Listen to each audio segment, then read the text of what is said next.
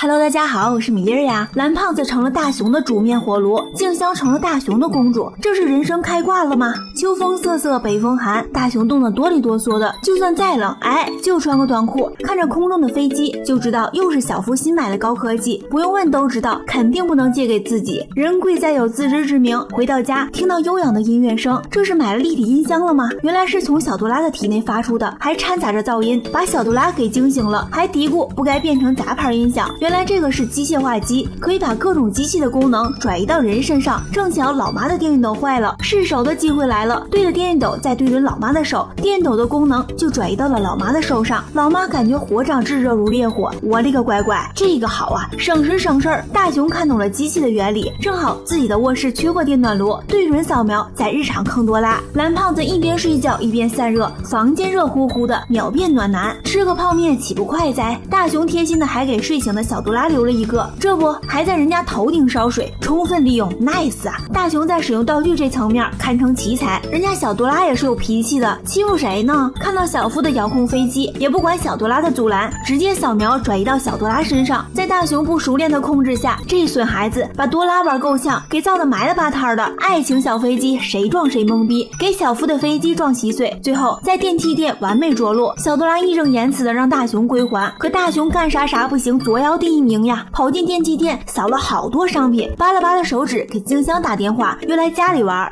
大熊变身遥控游戏机，就可以通过大熊的眼睛玩格斗游戏。用大熊的话说，你开不开心我不知道，反正我是挺幸福的。静香玩腻了，大熊又把自己变成投影仪播放电影，这女主角咋这么像静香呢？原来播放的电影是根据大熊心里所想的去演绎的。胖虎变成流氓调戏静香，大熊直接化身超人，来了个英雄救美，结局还不忘让媳妇儿以身相许，再来个么么哒。